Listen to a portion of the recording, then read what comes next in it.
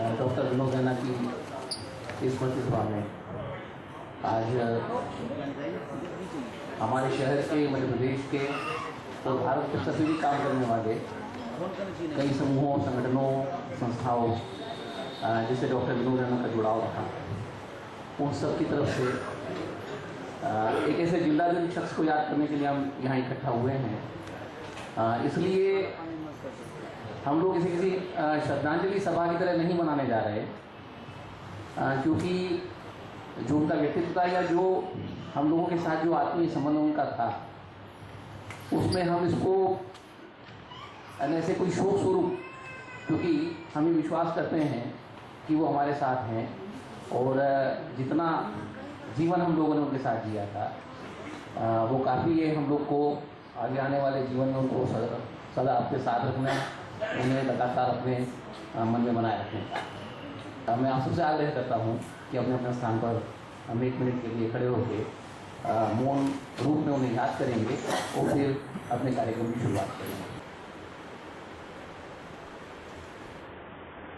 हम सभी का विनोद जी से एक आत्मीय संबंध रहा और उनके व्यक्तित्व के जो अलग अलग पहलू थे, यानी अलग अलग चीज़ों से हम लोग अलग अलग तरीके से जुड़े रहे। तमाम किस्म के आंदोलनों में काम करने की उनकी जो उनके जीवन में जो हिस्सेदारी रही, गीत संगीत में लगते हुए सिपाही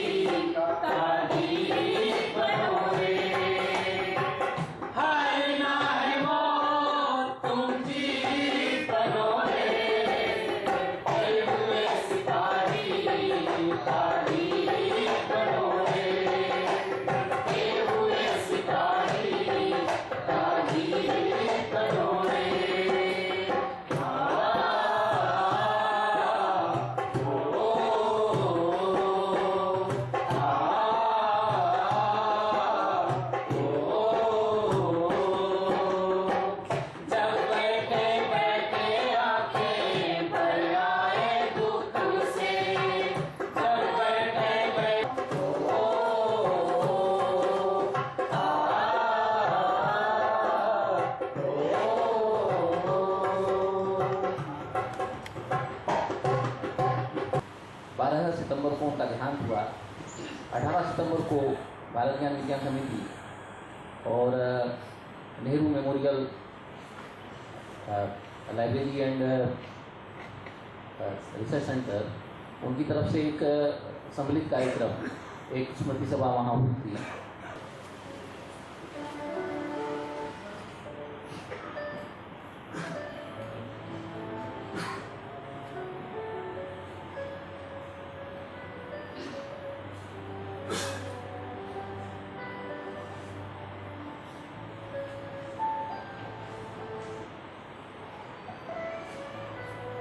पारित करना था। कानून बनने के बाद भी उसे लागू करवाने के लिए वे लगातार कोशिश करते रहे। इस विधेयक का मूल समझाने के लिए उन्होंने राज्यों का दौरा किया और अधिकारियों, नीति निर्धारकों और कार्यकर्ताओं से मुलाकात की। अहम हिस्सा थे जिसका मकसद गरीब देशों पर लगे अनुचित कर्ज को खत्म करना था। 18 सितंबर को दिल्ली के 3 मूर्ति भवन में भारत ज्ञान विज्ञान समिति द्वारा नेहरू स्मारक संग्रहालय और पुस्तकालय के साथ आयोजित स्मृति सभा में वो साफ नजर आया। उनके शिक्षक डॉक्टर कमल दत्ता, विश्वविद्यालय के दिनों के साथी जावेद इकबाल, विविध राष्ट्रीय और अंतर्राष्ट्रीय आंदोलनों के साथी अरुणा रॉय, हर्ष सेठी, जयति घोष, शिक्षा क्षेत्र की सहयोगी अनीता कौल, अम्बरीश राय, जन विज्ञान आंदोलन के साथी डॉक्टर अमित सेनगुप्ता, पत्रकार प्रफुल्ल बिडवई, CSDS के योगेंद्र यादव के अलावा उनके बड़े भाइयों अवतार रैना और लेखक डॉक्टर बद्री रैना ने भी शिद्दत से उन्हें याद किया। तमाम तरह के आंदोलनों के साथ उनका एक जुड़ाव था, लेकिन एकलव्य और भारत ज्ञान विज्ञान समिति, इसकी शुरुआत से ही, यानी वे शुरुआती साथी थे इसको बनाने में, इसको विकसित करने में उनका योगदान था। आज के इस औपचारिक कार्यक्रम के लिए मैं चाहूँगा कि एकलव्य की ओर से श्री अरविंद सरदाना और भारत ज्ञान विज्ञान समिति की ओर से आशा मिश्र इस कार्यक्रम की अध्यक्षता करें। साथ ही हम NITTER के निदेशक डॉक्टर विजय अग्रवाल से आग्रह करते हैं वे भी मंच में आए। नौजवान इस देश के नौजवानों को अगर प्रेरणा मिले तो किस तरह से वो अपना किसी भी स्वार्थ को नहीं मानते हुए एक बेहतर समाज के लिए सामने आ सकते हैं। और मैं समझता हूँ कि ये भी एक लेगेसी है विनोद जी के काम का। उन्होंने भारत ज्ञान विज्ञान समिति का कई सालों तक उसमें अहम भूमिका भी उन्होंने अपनाई और मैं समझता हूँ कि भारत ज्ञान विज्ञान समिति इस देश का सबसे बड़ा युवा संगठन है। 1984 में जब भोपाल गैस त्रासदी हुई और भारत के स्तर पर यह महसूस किया गया कि गैस त्रासदी एक वैज्ञानिक प्रश्न है, विज्ञान का एक प्रश्न है, और इसके बाद अखिल भारतीय विज्ञान नेटवर्क खड़ा किया गया और उसके बाद ये भी महसूस किया जाने लगा था कि समाज को साक्षर होना चाहिए और साक्षरता के लिए एक व्यापक आंदोलन की ज़रूरत है, एक व्यापक अभियान की ज़रूरत है। तब स्वाभाविक रूप से डॉक्टर विनोद रैना इन दोनों ही संगठनों के साथ थे, इन दोनों को बनाने की प्रक्रिया में साथ थे, इनकी शुरुआत की प्रक्रिया में साथ थे। DGDS की तरफ से हम आशा से आग्रह करते हैं कि वो अपनी बात रखें। राइट टू एजुकेशन एक्ट केवल एक्ट लागू करने का नहीं है, लागू करने से पहले भी पंचायत तक ले जाने के लोग सोचते होंगे कि विनोद जी वहाँ कैब में बैठे बात करते हैं। उन व्यक्ति ने पंचायत से कैसे हमको प्रधानमंत्री के नाम से और सोनिया गांधी के नाम से हमको हस्ताक्षर भेजना है कि नहीं आप एक्ट इस तरीके से लागू करो।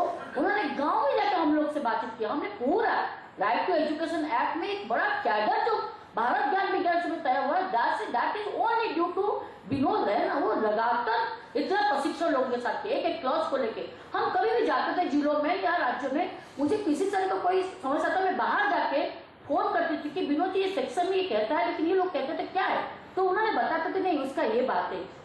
जिस तरीके से उन्होंने जिया और जिस तरीके से उन्होंने मौत भी जिस तरीके से उन्होंने उसको भी एक जिस तरीके से उन्होंने किया वो भी मैं उनको ये नहीं कह सकती विनोद जी ऐसा नहीं थे। विनोद जी ने जब गुजरात में दंगे हुए थे, हाँ उसके बाद तुरंत 2003 में उनके मन में आया, उन्होंने पूरा देश के जितने लेखक रंगकर्मी सब कुछ इकट्ठा करके नहीं हमको पूरा देश में एक यात्रा निकालना है शांति एकता संप्रभुता। This was only the idea of doctor Vinod Raina. जैसे कि हम सभी जानते हैं कि गीत संगीत विनोद जी के जीवन का एक पहलू था। जैसे परफेक्शन की बात आशा कर रही थी, संगीत को बहुत गहराई से जानते थे, समझते थे और बहुत उम्दा गाते भी थे। रहन सहन का, सलीका, हर चीज़ उनकी ये थी। हबीब तनवीर जैसे बड़े नाटककार थे, उनके बड़े नज़दीकी संबंध थे और नया थिएटर के साथ भी थे। नया थिएटर विनोद जी की स्मृति में यहाँ कुछ गीत प्रस्तुत करना चाहता है। नया थिएटर के साथियों से आग्रह है कि वे अपने गीत प्रस्तुत करें। So my father translated it into Devikati Thakur, Akash Ravindra in Bastar.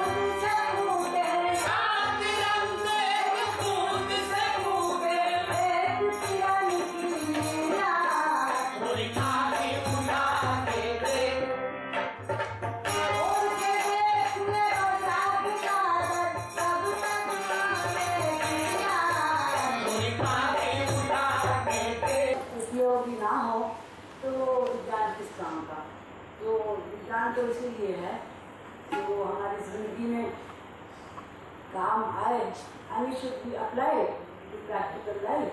Otherwise, the science is insignificant. दुनिया में बादशाह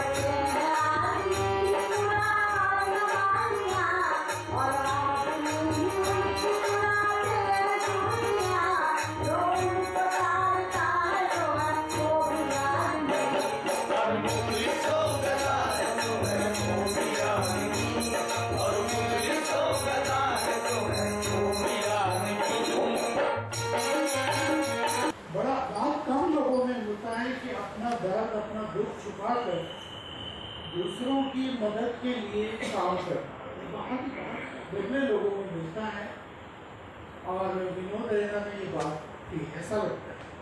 अधिकारी हैं जो चीज़ों को समझते हैं सोचते हैं, उनमें से एक अंशुवेश यहाँ है जो जिस दौरान राइट टू एजुकेशन बना उसमें केंद्रीय सरकार में शिक्षा सचिव थी, उनके साथ काम करने की उनका अनुभव है। विनोद संस्कृति के चलते आए सभी मित्रगण।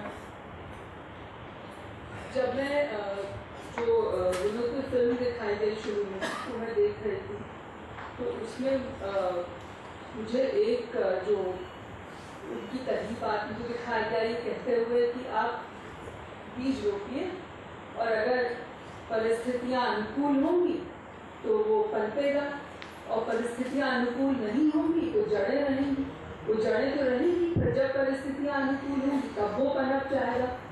मेरे ख्याल से ये जो एक आशावादिता विनोद की है ये एसेंशियल विनोद है। यूँ तो उनसे पहचान बहुत पहले से थी, उनसे अनीता दोनों से, लेकिन उनके साथ नज़दीक में काम करने का मौका मुझे 2009 के शुरुआत से मिला, जब दिल्ली में मैंने स्कूल शिक्षा और साक्षरता विभाग का कार्यभार संभाला। फरवरी 2009 की ये बात है और अगस्त 2009 में शिक्षा का अधिकार कानून संसद में बना। 6 साल उस विधेयक को एक्चुअली बंद करके और पारित होने में लग गए थे। उस पूरे समय के दौरान ऐसे कई मौके आए, ऐसा मुझे याद हुआ कि जब ऐसा लगा लोगों को कि ये जो है ये बिल्कुल बैक बर्नर पर चला गया है, पता नहीं ये कानून बन पाएगा या नहीं। पर मेरे ख्याल से सबसे ज़्यादा एफर्ट इसमें विनोद का था कि ये जीवित रहा, पुनर्जीवित हुआ और कानून ये पारित हुआ अगस्त 2009 में। तो विकास के पैमाने पर बड़ी बड़ी योजनाएं बनी हैं, बड़े बड़े काम हुए हैं, लेकिन इनसे बड़े बड़े प्रश्न भी पैदा हुए हैं और विज्ञान की टेक्नोलॉजी को इन प्रश्नों से कैसे जूझना चाहिए, जिसमें मनुष्यता फिल्मों की हम एक ऐसा क्वेश्चन देख रहे थे जिसमें विनोद रैना इन तमाम प्रश्नों के बारे में बात कर रहे थे। मध्य प्रदेश में इस किस्म के विस्थापन को लेकर एक बड़ा आंदोलन चला, नर्मदा बचाओ आंदोलन, और उसके साथ भी डॉक्टर विनोद रैना का एक नज़दीकी रिश्ता रहा। हमारे साथ यहाँ नर्मदा बचाओ आंदोलन की तरफ से सिडनी है, हम चाहते हैं वो 1989 में बहुत बड़ा सम्मेलन हुआ मकसूद में, और उसके बाद में जन विकास आंदोलन नाम का एक देश भर का नेटवर्क बना जिसमें ये सवालों को पूछा गया और लोग इकट्ठे आए और एक ताकत बना और मुझे लगता है मैं तो बहुत कम उम्र की थी उस समय जब विनोद भाई और सब लोग आते थे और एकदम जुड़े थे आंदोलन से, 24 साल 25 साल के थे और हमको बहुत सुकून मिला क्योंकि हमें बहुत वैचारिक सपोर्ट मिला, एक फ्रेमवर्क मिला। और विनोद भाई का खासकर जो भूमिका थी, क्योंकि आंदोलन कई इलाकों में काम कर रहा था जिसमें सांप्रदायिकता भी था, जातिवाद भी था, कई सारे सवाल थे, तो उसमें एक भूमिका लेना, सेक्युलरिज्म का भूमिका लेना, उस समय आंदोलन का जो आगे बढ़ रहा था विश्व बैंक के खिलाफ, उसके एंटी इंपीरियलिज्म का भूमिका लेना और पुनर्वास का ही आंदोलन नहीं लेकिन एक समग्र पूरा उसका आधार, बड़े बांधों का आधार और इस तरह का विकास का मॉडल का आधार का हर पहलू को मजबूती से उसका एक आलोचना तैयार करना, ये सब में विनोद भाई अग्रणी थे। विनोद जी घोषित रूप से एक मार्क्सवादी व्यक्ति थे और अपने छात्र जीवन में, यानी जिस दौरान में छात्र जीवन में थे उस समय तो चला था कि सब कुछ छोड़ छाड़ कर पूर्वांचल किसी घाटी में चले जाने का और उसका भी कुछ अनुभव उनके पास था। बाद के वर्षों में उस तरह से तो वो नहीं जुड़े थे, लेकिन मार्क्सवादी आस्थाओं की सदैव बनी रही, अंत तक बनी रही और मतभेद होने के बावजूद संवाद का एक रिश्ता उनका तमाम संगठनों के साथ, दूसरे आंदोलनों के साथ बना रहता था। मजदूर आंदोलन के साथ उनका ऐसा संबंध बना रहा जिसमें अपने अलग अलग किस्म के रास्ते हो सकते थे, लेकिन व्यापक संवाद की परिस्थिति को भी कभी जाने नहीं देते थे। मध्य प्रदेश के मजदूर आंदोलन के एक साथी CITU के महासचिव जी प्रमोद प्रधान हमारे बीच में हैं, हम चाहते हैं कि वे संक्षेप में बात करें। मुझे निवारणों की बात कितनी अन्य के संदर्भ में ठीक है, लेकिन विनोद रैना के संबंध में यहाँ जितने लोग बैठे हैं मुझ सहित किसी को नहीं लगता था कि विनोद अब हमारे बीच नहीं है। तो मैं बाकी किन्हीं विषयों पर बात रखूँ, इसका कोई मुझे ज़्यादा औचित्य नहीं लगता। हम लोग 1992 के बाद जब पूरे दंगे के बाद के दौर में जब यहाँ थे वो तो उस पर उनकी भूमिका जो थी वो थी, लेकिन विशेष रूप से गुजरात के घटनाक्रम के बाद यहाँ जिस तरीके का एक व्यापक एकजुटता कायम की गई, जिसमें लेखक, साहित्यकार, रंगकर्मी, जन संगठन के लोग, ट्रेड यूनियन कार्यकर्ता, छात्र, नौजवान सबको एकजुट करके ये जो सांप्रदायिकता विरोधी ये जो मुहिम थी उसमें विनोद रैना की जो भूमिका थी, मुझे लगता है कि उसको अगर हम ठीक तरीके से रेखांकित नहीं करेंगे तो आने वाले संदर्भों में विनोद जी की जो परंपरा है उसको ठीक से आगे ले जाना मुश्किल हो, क्योंकि वे खुद वैज्ञानिक रूप से जानते थे कि क्या समस्या से वे जूझ रहे हैं और इसके क्या क्या संभावित परिणाम हैं। उसके बावजूद जिस बहादुरी के साथ उन्होंने मृत्यु का वर्ण किया और जिस तरह से अपनी मृत्यु के बाद के चीज़ों के बारे में वे स्पष्ट थे, उसको स्वतः बताना और उतने ही ईमानदारी के साथ और उतनी ही दृढ़ता के साथ डॉक्टर अनिता रामपाल को उसको पूरा करना निश्चित रूप से मेरे ख्याल से एक ऐसा उदाहरण है कि हम यहाँ जो लोग बैठे हैं हमें उसको आगे, यानी जब हम लोग वैज्ञानिक सोच की बात करते हैं तो उसी दृढ़ता के साथ करने की ज़रूरत है, चूँकि यानी केवल लिखे जाने के स्तर पे नहीं बल्कि इसे किए जाने के स्तर पे, यानी कैसे हम छोटे से छोटे स्तर तक दूर से दूर दराज जाकर और किस तरह से वैज्ञानिक चेतना संपन्न इस समाज को बना सकते हैं। मैं कुछ अलग पक्षों पे जो एकलव्य की शुरुआती दिनों के साथ जुड़े हुए हैं, जब विनोद सबसे ज़्यादा सघनता के साथ एकलव्य के निर्माण में और उसके कार्यक्रमों को रूप देने में साथ थे हमारे, उनको याद करना चाहती हूँ। विनोद ने अपनी पहल पे इनिशिएट की एकलव्य का शायद रजिस्ट्रेशन भी तब तक नहीं हुआ था, वो पैरेलल ही चल रहा था और साथ ही ऐसा एक मौका देखते हुए दिल्ली में कई समाज विज्ञानियों को संपर्क करना, जगह जगह दिल्ली यूनिवर्सिटी में, जवाहरलाल नेहरू यूनिवर्सिटी में मीटिंग्स करना, सबको बुलाना और एक विचार विमर्श की शुरुआत करना कि क्या हो सकता है समाज विज्ञान में, विज्ञान का तरीका क्या समाज विज्ञान में वैसे ही लागू किया जा सकता है। बहुत ही नया विचार था, बहुत उधेड़ बुन करनी पड़ रही थी और उसमें पूरी तरह जुड़ के विनोद आगे थे। यही नहीं, मतलब बातें हो जाएं, बहुत सारे लोग जुट जाएं, अच्छी अच्छी बातें करके सब अपने अपने घर चले जाते हैं, अपने अपने कामों में लग जाते हैं। लेकिन ये खासियत है विनोद की, हम सब उससे वाकिफ हैं कि चीज़ों को जाया नहीं करना, समय नष्ट नहीं करना, हवाबाजी में चीज़ों को धुंध में उड़ा नहीं देना, उन सारे विचारों को एकत्रित करके, कंसोलिडेट करके एक बैकग्राउंड पेपर तैयार किया जाएगा, जो कि मतलब ये 82 एंड 83 बिगिनिंग की बात है। With in months Vinod was working on a background paper for teaching of social sciences, और वो मई 1983 में एकलव्य शायद अक्टूबर 82 में रजिस्टर हुआ है। उसके कुछ महीनों के अंदर, इससे पहले कि यहाँ पे होशंगाबाद में ट्रेनें लेके लोग आए हैं और संस्था बने और लोग जुटे। विनोद जी के एक अन्य मित्र दिनेश शर्मा ने, जो छात्र जीवन से उनके साथ थे, और हम सब लोगों का परिचय विनोद जी के माध्यम से ही उनसे हुआ था। और सहगल से कुछ सहगल को इतनी तल्लीनता के साथ और इतनी जुनून के साथ करते हैं।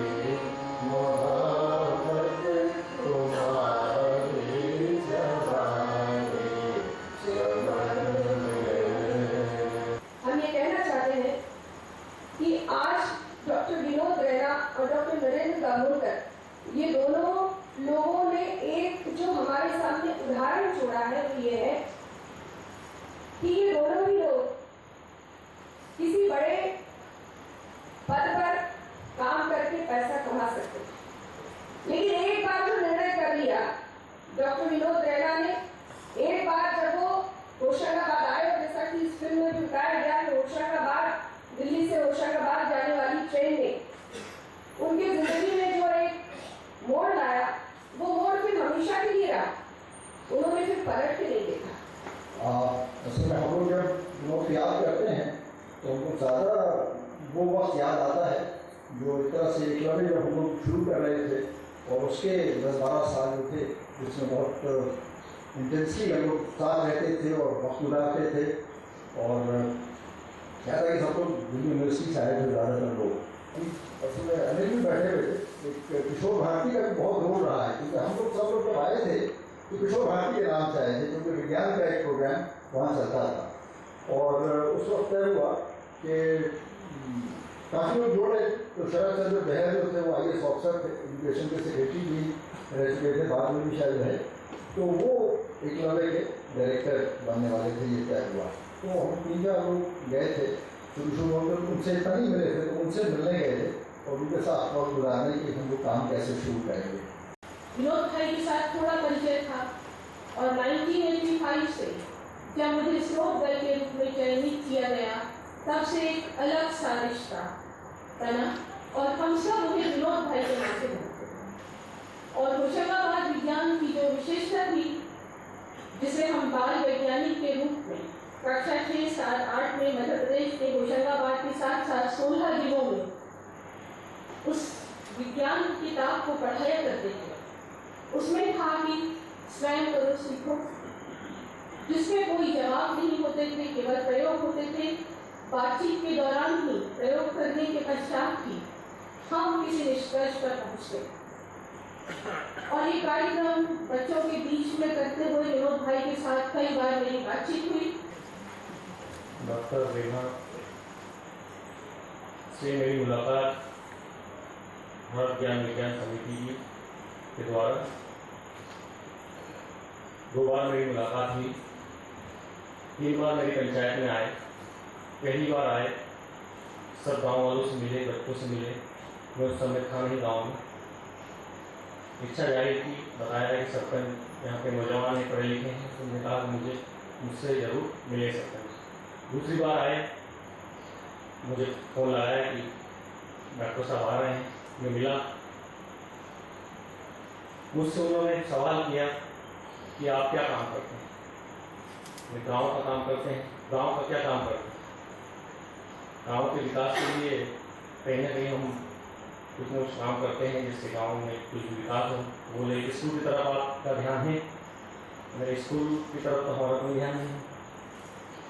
स्कूल में टीचर पढ़ाते हैं, वो उनकी जवाबदारी है। बोला आपकी कोई जवाबदारी नहीं। अगर कोई प्रोग्राम होता है तो हमें बुलाते हैं तो हम जाते हैं। उन्होंने मुझे जो प्रेरणा वह मुझे आज तक याद है और हमेशा याद रहेगी। उन्होंने कहा कि आपकी जो जवाबदारी है वो यहाँ से शुरू होती है। आप इन बच्चों को, इन शिक्षकों को आकर रोज देखें, भोजन कैसा बन रहा है यह देखें, स्कूल का ग्राउंड कैसा है यह देखें। मैंने जब उनसे चर्चा की और उन्होंने मुझे जो ज्ञान दिया, आप लोग यकीन नहीं मानेंगे, मैं जब भी घर से निकलता हूँ तो सबसे पहले स्कूल का एक राउंड लगाता। यात्रा में एक चीज सुननी भूल गई कि उसमें एक श्रोता थे ओम प्रकाश रावत, जो फिल्मी गीतों के बड़े श्रोता थे, लेकिन वो फरमाइश कुछ इस तरह से करते थे कि वो एक गाना है जिसमें एक लड़की साइकिल पर घंटी बजाते हुए गाती है। इस गाने को गाने वाला विनोद रैना। हम सब लोग चकित रहते थे कि यार ये पता नहीं कि ऐसा कौन सी हीरोइन है जो साइकिल पर निकलती है और घंटी बजाते हुए गाना गाती है। वो विनोद को मालूम है। विनोद थे उस यात्रा में, इसमें तो थे राहुल साहब थे और लंबी यात्रा थी वो, तो उस यात्रा के प्रकार के अनुभव। और विनोद का तो और दृश्य याद आता है कि एक बार अलीराजपुर में हमारे कुछ साथी जेल चले गए, बहुत कुछ दंगा फसाद था, आर्थिक हो रही थी, लोगों को गिरफ्तार करके बंद किया गया। शाम के समय वहाँ से एक मित्र है हम लोगों का, शंकर, वो किसी तरह से दौड़ भाग के आया और उसने खबर की कि ऐसी ऐसी स्थिति है, बहुत इमरजेंसी है।